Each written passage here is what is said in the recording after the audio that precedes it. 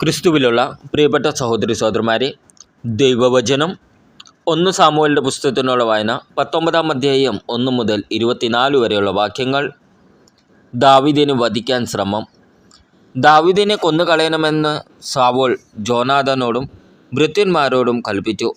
എന്നാൽ സാവൂളിൻ്റെ മകൻ ജോനാഥാൻ ദാവീദിനെ വളരെയധികം സ്നേഹിച്ചിരുന്നു. ജോനാഥാൻ ദാവീദിനോട് പറഞ്ഞു, എൻ്റെ പിതാവ് സാവൂൾ നിന്നെ കൊല്ലാൻ ശ്രമിക്കുകയാണ്. അതിനാൽ നാളെ രാവിലെ നീ എവിടെയെങ്കിലും പോയി കരുതലോടെ ഒളിച്ചിരിക്കുക. നീ ഒളിച്ചിരിക്കുന്ന വയലിൽ വന്ന് എൻ്റെ പിതാവിനോട് നിന്നെപ്പറ്റി ഞാൻ സംസാരിക്കാം. എന്തെങ്കിലും അറിഞ്ഞാൽ നിന്നോട് പറയാം. ജോനാഥാൻ തൻ്റെ പിതാവ് സാവൂളിനോട് ദാവീദിനെ പറ്റി നന്നായി സംസാരിച്ചു. അവൻ പറഞ്ഞു, ദാസനായ ദാവീദിനോട് രാജാവ് തിന്മ പ്രവർത്തിക്കരുത്. അവൻ അങ്ങയോട് തിന്മ പ്രവർത്തിച്ചിട്ടില്ല. അവൻ്റെ പ്രവർത്തികൾ അങ്ങയ്ക്ക് ഗുണകരമായിരുന്നതേയുള്ളൂ. അവൻ സ്വജീവനെ അവഗണിച്ചു പോലും ഗോലിയാത്തിനെ വധിച്ചു. മഹത്തായ വിജയം കർത്താവ് ഇസ്രായേലർക്ക് നൽകി. അതുകൊണ്ട് അങ്ങ് സന്തോഷിച്ചതാണ്. അകാരണമായി ദാവീദിനെ കൊന്ന് നിഷ്കളങ്ക രക്തം ചൊരിഞ്ഞ് പാപം ചെയ്യുന്നതെന്തിന്? സാവൂൾ ജോനാഥാൻ്റെ വാക്ക് കേട്ടു. ദാവീദിനെ കൊല്ലുകയില്ലെന്ന് കർത്താവിൻ്റെ നാമത്തിൽ ശപഥം ചെയ്തു. ജോനാഥാൻ ദാവീദിനെ വിളിച്ച് ഇതറിയിച്ചു. അവൻ ദാവീദിനെ സാവൂളിൻ്റെ അടുക്കൽ കൊണ്ടുവന്നു. ദാവീദ് മുമ്പത്തെ പോലെ അവനെ സേവിച്ചു. വീണ്ടും യുദ്ധമുണ്ടായി. ദാവീദ് ഫിലിസ്ത്യരോട് പടവെട്ടി വളരെ പേരെ വധിച്ചു. അവർ തോറ്റോടി. കർത്താവ് അയച്ച ദുരാത്മാവ് സാവൂളിൻ്റെ മേൽ ആവസിച്ചു. അവൻ കയ്യിലൊരു കുന്തവുമായി കൊട്ടാരത്തിലിരിക്കുകയായിരുന്നു. ദാവീദ് കിന്നരം വായിച്ചു കൊണ്ടിരുന്നു. സാവൂൾ അവനെ കുന്തം കൊണ്ട് ചുമരോട് ചേർത്ത് തറയ്ക്കാൻ ശ്രമിച്ചു. അവൻ ഒഴിഞ്ഞു മാറി. കുന്തം ചുമരിൽ തറഞ്ഞു കയറി. ദാവീദ് ഓടി രക്ഷപ്പെട്ടു. ദാവീദിനെ രാവിലെ കൊല്ലാൻ കാത്തു നിൽക്കേണ്ടതിന് അവൻ്റെ താമസസ്ഥലത്തേക്ക് ആ രാത്രിയിൽ സാവൂൾ ദൂതന്മാരെ അയച്ചു. എന്നാൽ അവൻ്റെ ഭാര്യ മിഖാൽ പറഞ്ഞു, ഈ രാത്രി രക്ഷപ്പെട്ടില്ലെങ്കിൽ നാളെ അങ്ങ് വധിക്കപ്പെടും. ജനൽ വഴി ഇറങ്ങിപ്പോകാൻ മിഖാൽ ദാവീദിനെ സഹായിച്ചു. അങ്ങനെ അവൻ ഓടി രക്ഷപ്പെട്ടു. മിഖാൽ ഒരു ബിംബമെടുത്ത് കട്ടിലിൽ കിടത്തി. തലയ്ക്കൽ ആട്ടിൻരോമം കൊണ്ടുള്ള തലയണ വച്ച് തുണി കൊണ്ട് പുതപ്പിച്ചു. സാവൂൾ ദാവീദിനെ പിടിക്കാൻ ദൂതന്മാരെ അയച്ചപ്പോൾ അവൻ സുഖമില്ലാതെ കിടക്കുകയാണെന്ന് അവൾ പറഞ്ഞു. അവനെ കൊല്ലാൻ വേണ്ടി കിടക്കയോടെ തൻ്റെ അടുക്കൽ കൊണ്ടുവരാൻ സാവൂൾ ദൂതന്മാരെ അയച്ചു. ദൂതന്മാർ അകത്ത് കടന്നപ്പോൾ കട്ടിലിൽ ഒരു ബിംബവും തലയ്ക്കൽ ആട്ടിൻരോമവും കൊണ്ടൊരു തലയണയുമാണ് കണ്ടത്. സാവൂൾ മിഖാലിനോട് ചോദിച്ചു, എൻ്റെ ശത്രു ഓടി രക്ഷപ്പെടാൻ അനുവദിച്ചുകൊണ്ട് നീ എന്തിനാണ് എന്നെ ഇങ്ങനെ വഞ്ചിച്ചത്? മിഖാൽ സാവൂളിനോട് പ്രതിവചിച്ചു, നിന്നെ ഞാൻ കൊല്ലാതിരിക്കണമെങ്കിൽ എന്നെ വിട്ടയക്കുക എന്ന് അവൻ എന്നോട് പറഞ്ഞു. ദാവീദ് ഓടി രക്ഷപ്പെട്ടു. അവൻ റാമയിൽ സാമുവേലിൻ്റെ അടുക്കലെത്തി. സാവൂൾ തന്നോട് പ്രവർത്തിച്ചതെല്ലാം അവനോട് പറഞ്ഞു. ദാവീദും സാമുവേലും നയോത്തിൽ ചെന്ന് പാർത്തു. ദാവീദ് റാമയിലെ നയോത്തിലുണ്ടെന്ന് സാവൂളിന് അറിവ് കിട്ടി. ദാവീദിനെ പിടിക്കാൻ അവൻ ദൂതന്മാരെ അയച്ചു. ഒരു സംഘം പ്രവാചകന്മാർ പ്രവചിക്കുന്നതും സാമുവേൽ അവരുടെ നേതാവായി ഇരിക്കുന്നതും സാവൂളിൻ്റെ ഭൃത്യന്മാർ കണ്ടപ്പോൾ അവരുടെ മേലും കർത്താവിൻ്റെ ആത്മാവ് ആവസിക്കുകയും അവർ പ്രവചിക്കുകയും ചെയ്തു. സാവൂൾ ഇതറിഞ്ഞപ്പോൾ വേറെ ദൂതന്മാരെ അയച്ചു. അവരും പ്രവചിക്കാൻ തുടങ്ങി. മൂന്നാമതും അവൻ ദൂതന്മാരെ അയച്ചു. അവരും പ്രവചിച്ചു. അവസാനം സാവൂൾ നേരിട്ട് രാമയിലേക്ക് പുറപ്പെട്ടു. സെക്കോയിലുള്ള വലിയ കിണറ്റിൻകരയിലെത്തി. സാമുവേലും ദാവീദും എവിടെയെന്ന് അന്വേഷിച്ചു. അവർ രാമയിലുള്ള നയോത്തിലുണ്ടെന്ന് ഒരാൾ പറഞ്ഞു. അവൻ അങ്ങോട്ട് പോയി. കർത്താവിൻ്റെ ആത്മാവ് അവൻ്റെ മേലും ആവസിച്ചു. റാമയിലെ നായോത്തിൽ എത്തുന്നതുവരെ അവൻ പ്രവചിച്ചു കൊണ്ടിരുന്നു. അവനും പ്രവചിച്ചുകൊണ്ട് സാമുവേലിൻ്റെ മുമ്പാകെ ആ രാത്രിയിലും പകലും വിവസ്ത്രനായി കിടന്നു. സാവൂളും പ്രവാചകനോ എന്ന പഴമൊഴിക്ക് ഇതു കാരണമായി. 1 സാമുവേലിൻ്റെ പുസ്തകത്തിനുള്ള വായന 20-ാം അധ്യായം 1 മുതൽ 42 വരെയുള്ള വാക്യങ്ങൾ. ജോനാഥൻ സഹായിക്കുന്നു. ദാവീദ് രാമയിലെ നായോത്തിൽ നിന്ന് ഓടി ജോനാഥൻ്റെ അടുത്തെത്തി ചോദിച്ചു, ഞാൻ എന്തു ചെയ്തു?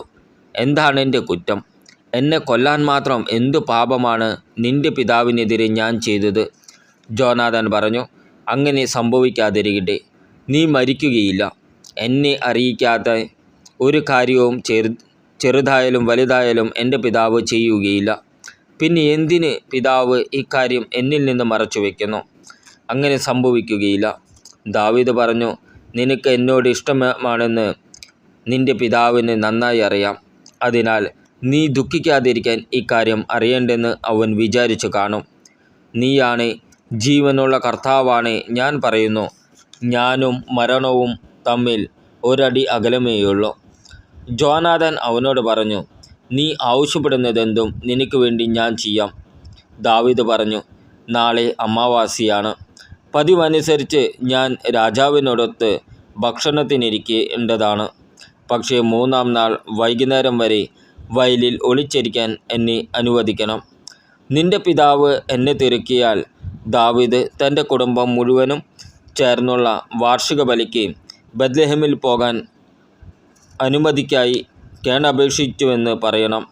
അവൻ അത് കേട്ട് തൃപ്തനായാൽ ഈ ദാസൻ്റെ ഭാഗ്യം, കുപിതനായാൽ എന്നോട് തിന്മ ചെയ്യാൻ ഉറച്ചിരിക്കുന്നുവെന്ന് മനസ്സിലാക്കാം. ആകയാൽ ഈ ദാസനോട് കരുണ കാണിക്കണം. നമ്മൾ തമ്മിൽ കർത്താവിൻ്റെ നാമത്തിൽ ഒരു ഉടമ്പടി ഉണ്ടാക്കിയിട്ടുണ്ടല്ലോ. ഞാൻ കുറ്റക്കാരനാണെങ്കിൽ നീ തന്നെ എന്നെ കൊല്ലുക. എന്തിനാണ് നിൻ്റെ പിതാവിൻ്റെ അടുക്കലേക്ക് എന്നെ കൊണ്ടുപോകുന്നത്? ജോനാഥൻ പറഞ്ഞു, അത് സംഭവിക്കാതിരിക്കട്ടെ. എൻ്റെ പിതാവ് നിന്നെ ദ്രോഹിക്കാൻ തീരുമാനിച്ചിട്ടുണ്ടെന്ന് അറിഞ്ഞാൽ ഞാൻ നിന്നോട് പറയാതിരിക്കുമോ? അപ്പോൾ ദാവീദ് ജോനാഥനോട് ചോദിച്ചു, നിൻ്റെ പിതാവ് പരുഷമായിട്ടാണ് സംസാരിക്കുന്നതെങ്കിൽ അക്കാര്യം ആരെന്നെ അറിയിക്കും? വരുക, നമുക്ക് വയലിലേക്ക് പോകാമെന്ന് ജോനാഥൻ പറഞ്ഞു. അവരിരുവരും പോയി. ജോനാഥൻ ദാവീദിനോട് പറഞ്ഞു, ഇസ്രായേലിൻ്റെ ദൈവമായ കർത്താവാണേ, നാളെയോ മറ്റന്നാളോ ഈ സമയത്ത് ഞാൻ എൻ്റെ പിതാവിനോട് ചോദിക്കുകയും അവൻ നിനക്കനുകൂലമാണെന്ന് കണ്ടാൽ ഞാൻ വിവരമറിയിക്കുകയും ചെയ്യും. നിന്നെ ദ്രോഹിക്കാനാണ് എൻ്റെ പിതാവിൻ്റെ തീരുമാനമെങ്കിൽ അതറിയിച്ച് നിന്നെ ഞാൻ സുരക്ഷിതനായി പറഞ്ഞയക്കും. അല്ലെങ്കിൽ കർത്താവ് എന്നെ ശിക്ഷിക്കട്ടെ. കർത്താവ് എൻ്റെ പിതാവിനോട് കൂടെയായിരുന്നതുപോലെ നിന്നോട് കൂടിയുമായിരിക്കട്ടെ. ഞാൻ ജീവിച്ചിരുന്നാൽ കർത്താവിൻ്റെ നാമത്തിൽ എന്നോട് കാരുണ്യം കാണിക്കണം. മരിച്ചാൽ എൻ്റെ കുടുംബത്തോട് നിനക്കുള്ള കൂറ് ഒരിക്കലും നഷ്ടപ്പെടുത്തരുത്. കർത്താവ് ദാവീദിൻ്റെ ശത്രുക്കളെയെല്ലാം ഭൂമുഖത്തിൽ നിന്ന് ഉന്മൂലനം ചെയ്യുമ്പോൾ ജോനാഥൻ്റെ നാമം ദാവീദിൻ്റെ കുടുംബത്തിൽ നിന്ന് വിച്ഛേദിക്കരുതേ. നിൻ്റെ ശത്രുക്കളോട് കർത്താവ് പകരം ചോദിക്കട്ടെ. ദാവീദിന് തന്നോടുള്ള സ്നേഹത്തിൻ്റെ പേരിൽ ജോനാഥൻ അവനെ കൊണ്ട് സത്യം ചെയ്യിച്ചു. അവൻ ദാവീദിനെ പ്രാണതുല്യം സ്നേഹിച്ചിരുന്നു. ജോനാഥൻ അവനോട് പറഞ്ഞു, നാളെ അമാവാസിയാണ്. ശൂന്യമായ നിൻ്റെ ഇരിപ്പിടം നിൻ്റെ അഭാവം അറിയിക്കും. മറ്റന്നാൾ നിൻ്റെ അസാന്നിധ്യം കൂടുതൽ ശ്രദ്ധിക്കപ്പെടും. അന്ന് നീ ഒളിച്ചിരുന്ന സ്ഥലത്ത് കൽക്കൂമ്പാരത്തിന് സമീപം മറഞ്ഞിരിക്കണം. അതിൻ്റെ ഒരു വശത്തേക്ക് 3 അമ്പ് ഉന്നം നോക്കി ഞാൻ നെയ്യും. പോയി അമ്പ് എടുത്തു കൊണ്ടുവരിക എന്ന് പറഞ്ഞ് ഒരു കുട്ടിയെ ഞാൻ അങ്ങോട്ടയക്കും. അമ്പ് നിൻ്റെ ഇപ്പുറത്താണ്, എടുത്തു കൊണ്ടുവരിക എന്ന് പറഞ്ഞ് കുട്ടിയെ അയച്ചാൽ നിനക്ക് എഴുന്നേറ്റ് വരാം. നീ സുരക്ഷിതനാണ്. അപകടമുണ്ടാവുകയില്ലെന്ന് കർത്താവിൻ്റെ നാമത്തിൽ ഞാൻ സത്യം ചെയ്യുന്നു. അമ്പ് നിനക്ക് അപ്പുറത്താണെന്ന് പറഞ്ഞ് കുട്ടിയെ അയച്ചാൽ നീ പോയി കൊള്ളണം. കർത്താവ് നിന്നെ അകലത്തേക്ക് അയക്കുകയാണ്. നാം തമ്മിൽ ഈ പറഞ്ഞതിന് കർത്താവ് എന്നും സാക്ഷിയായിരിക്കട്ടെ. ദാവീദ് വയലിൽ പോയി ഒളിച്ചിരുന്നു. അമാവാസിയായി. രാജാവ് ഭക്ഷണത്തിനിരുന്നു. രാജാവ് പതിവ് പോലെ ഭിത്തിയോട് ചേർന്നുള്ള തൻ്റെ ഇരിപ്പിടത്തിലിരുന്നു. ജോനാഥൻ എതിർവശത്തും അബ്നേർ സാവൂളിൻ്റെ സമീപത്തും. ദാവീദിൻ്റെ ഇരിപ്പിടമാകട്ടെ ഒഴിഞ്ഞു കിടന്നു. സാവൂൾ അന്നു ഒന്നും പറഞ്ഞില്ല. ദാവീദിന് എന്തോ സംഭവിച്ചിരിക്കുന്നു. ഒരു പക്ഷേ അവൻ അശുദ്ധനാണ്. തീർച്ചയായും അങ്ങനെ തന്നെ എന്ന് അവൻ കരുതി. അമാവാസിയുടെ പിറ്റേ ദിവസം ദാവീദിൻ്റെ ഇരിപ്പിടം ഒഴിഞ്ഞുകിടന്നു. സൗൽ പുത്രനായ ജോനാഥനോട് ചോദിച്ചു, ജസ്സയുടെ മകൻ ഇന്നലെയും ഇന്നും ഭക്ഷണത്തിന് വരാത്തതെന്താണ്?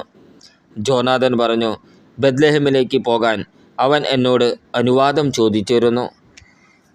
ഞങ്ങളുടെ ഭവനം നഗരത്തിൽ ഒരു ബലിയർപ്പിക്കുന്നതിനാൽ ഞാൻ അവിടെ ഉണ്ടായിരിക്കണമെന്നാണ് എൻ്റെ സഹോദരൻ ആവശ്യപ്പെട്ടിട്ടുണ്ട്. ഞാൻ പോയിക്കൊള്ളട്ടെ. എന്നോട് ദയ ഉണ്ടെങ്കിൽ എൻ്റെ സഹോദരന്മാരെ പോയി കാണാൻ അനുവദിക്കണമെന്ന് അവൻ അപേക്ഷിച്ചു.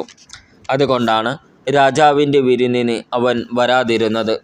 അപ്പോൾ സൗലിൻ്റെ കോപം ജോനാഥനെതിരെ ജ്വലിച്ചു. ദുർവൃത്തയും ദുഷ്ടാട്ടുകാരുമായവളുടെ പുത്ര, നീ ജസ്സയുടെ പുത്രൻ്റെ പക്ഷം ചേർന്ന് നിൻ്റെയും നിൻ്റെ അമ്മയുടെയും നാണക്കെടുത്തുകയാണെന്ന് എനിക്കറിയാം. അവൻ ജീവിച്ചിരിക്കുന്നിടത്തോളം കാലം നിനക്ക് രാജാവാകാനോ രാജ്യത്വം സ്ഥാപിക്കാനോ സാധിക്കുകയില്ല. അതുകൊണ്ട് അവന് ആളയച്ച് എൻ്റെ അടുക്കൽ പിടിച്ചുകൊണ്ടുവരിക. അവൻ മരിക്കണം.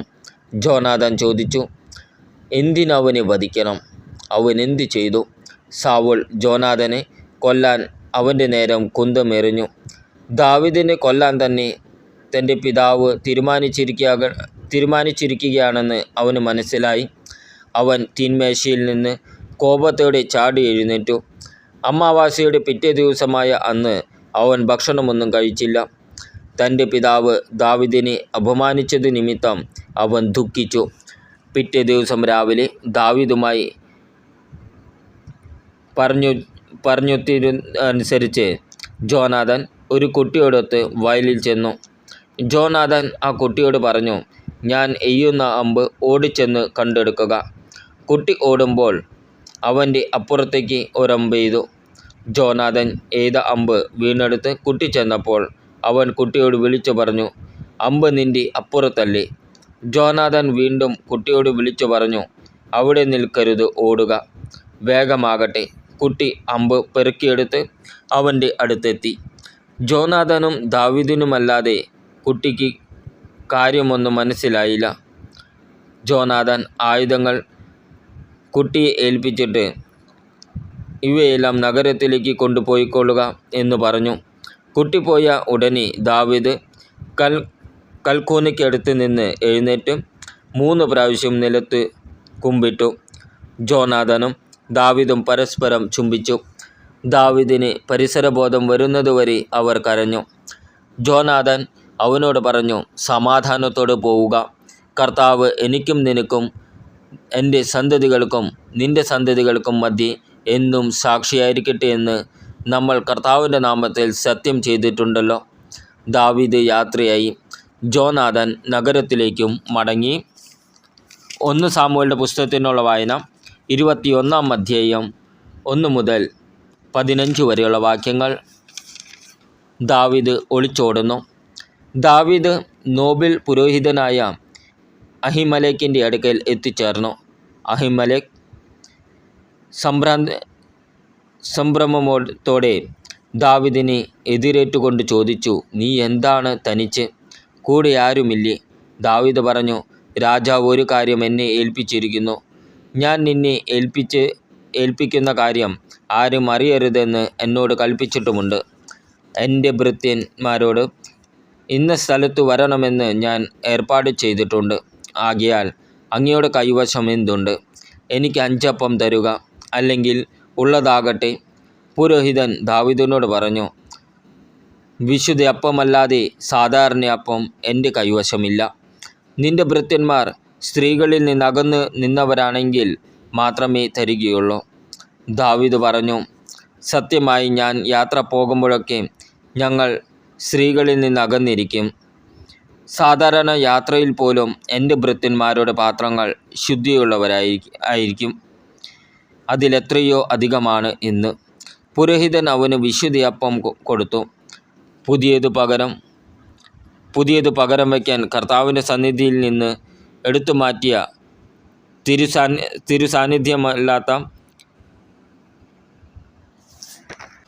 തിരുസാന്നിധ്യപ്പമല്ലാതെ അവിടെ വേറെയില്ലായിരുന്നു. സാവുളിൻ്റെ ഭൃത്യന്മാരിൽ ഒരാൾ അന്ന് അവിടെ കർത്താവിൻ്റെ സന്നിധിയിലുണ്ടായിരുന്നു. സാവുളിൻ്റെ ഇടയപ്രമാണിയും ഏദോമ്യനുമായ ദോയേഗ് ആയിരുന്നു അത്. ദാവീദ് അബീമേലെക്കിനോട് ചോദിച്ചു, അങ്ങയുടെ കൈവശം കുന്തമോ വാളോ ഉണ്ടോ? രാജാവ് കൽപ്പിച്ച കാര്യം നിർവഹിക്കാനുള്ള തിടുക്കത്തിൽ ഞാൻ വാളോ മറ്റായുധങ്ങളോ എടുക്കാൻ വിട്ടുപോയി. പുരോഹിതൻ പറഞ്ഞു, ഏലാ താഴ്വരയിൽ വച്ച് നീ കൊന്ന ഫിലിസ്ത്യനായ ഗോലിയാത്തിൻ്റെ വാൾ എഫോദിൻ്റെ പുറകിൽ ഒരു തിരശ്ശീലയിൽ പൊതിഞ്ഞു വച്ചിട്ടുണ്ട്. അത് വേണമെങ്കിൽ എടുക്കാം, അല്ലാതെ വേറൊന്നും ഇവിടെയില്ല. ദാവീദ് പറഞ്ഞു, അതിനു തുല്യം മറ്റൊന്നില്ല, അതെനിക്ക് തരുക. സാവുളിൻ്റെ മുമ്പിൽ നിന്നോടി ദാവീദ് അന്ന് തന്നെ ഗത്ത് രാജാവായ അക്കീഷിൻ്റെ അടുത്തെത്തി. അക്കീഷിൻ്റെ ഭൃത്യന്മാർ അവനോട് പറഞ്ഞു, ഈ ദാവീദ് ആ നാട്ടിലെ രാജാവല്ലേ? സാവൂൾ ആയിരങ്ങളെ കൊന്നു, ദാവീദോ 10,000-ങ്ങളെയും. എന്ന് ഇവനെക്കുറിച്ചല്ലേ അവർ പാടി നൃത്തം ചെയ്തത്? ദാവീദ് ഇതിൻ്റെ പൊരുൾ ഗ്രഹിച്ചപ്പോൾ ഗത്തിലെ രാജാവായ അക്കീഷിനെ വളരെയധികം ഭയപ്പെട്ടു. അവരുടെ മുമ്പിൽ അവൻ ഭാവം മാറ്റി ബുദ്ധിഭ്രമം നടിച്ച് വാതിലിൻ്റെ കതകുകളിൽ കുത്തിവരയ്ക്കുകയും താടിയിലൂടെ തുപ്പലൊലിപ്പിക്കുകയും ചെയ്തുകൊണ്ടിരുന്നു. അക്കീഷ് ഭൃത്യന്മാരോട് ചോദിച്ചു, ഇവൻ ഭ്രാന്തനാണെന്ന് നിങ്ങൾ കാണുന്നില്ലേ? അവനെ എന്തിന് എൻ്റെ അടുക്കൽ കൊണ്ടുവന്നു? എൻ്റെ മുമ്പിൽ ഭ്രാന്ത് കളിപ്പിക്കാൻ ഇവനെ കൊണ്ടുവരാൻ എനിക്കിവിടെ ഭ്രാന്തന്മാർ കുറവാണോ? എൻ്റെ കൊട്ടാരത്തിലാണോ ഇവൻ വരേണ്ടത്? 1 സാമുവേലിൻ്റെ പുസ്തകത്തിനുള്ള വായന 22-ാം അധ്യായം 1 മുതൽ 23 വരെയുള്ള വാക്യങ്ങൾ. ദാവീദ് അവിടെ നിന്ന് ഓടി രക്ഷപ്പെട്ട് അദുല്ലാം ഗുഹയിലെത്തി. അവൻ്റെ സഹോദരന്മാരും കുടുംബം മുഴുവനും ഇതറിഞ്ഞ് അവിടെ ചെന്നു. പീഡിതർ, കടമുള്ളവർ, അസന്തുഷ്ടർ എന്നിങ്ങനെ പലരും അവൻ്റെ ചുറ്റും കൂടി. അവൻ അവരുടെയെല്ലാം തലവനായി. 400-ഓളം പേർ അവനോടുകൂടി അവിടെയുണ്ടായിരുന്നു. ദാവീദ് അവിടെ നിന്ന് മോവാബിലുള്ള മിസ്പയിലെത്തി. മോവാബ് രാജാവിനോട് അപേക്ഷിച്ചു, ദൈവം എനിക്ക് വേണ്ടി എന്താണ് ചെയ്യാൻ പോകുന്നതെന്നറിയുന്നത് വരെ എൻ്റെ മാതാപിതാക്കന്മാർ അങ്ങയോട് കൂടെ താമസിക്കാൻ അനുവദിക്കണം. അവരെ അവൻ മോവാബ് രാജാവിൻ്റെ അടുത്താക്കി. ദാവീദ് രക്ഷാസങ്കേതത്തിലായിരുന്ന കാലമത്രയും അവർ അവിടെ താമസിച്ചു.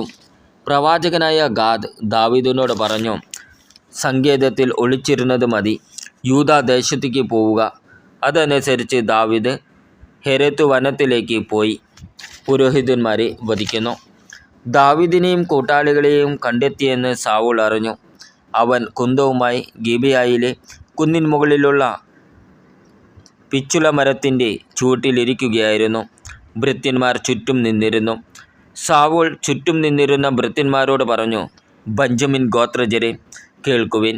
ജസ്സയുടെ മകൻ നിങ്ങൾക്ക് നിലങ്ങളും മുന്തിരിത്തോട്ടങ്ങളും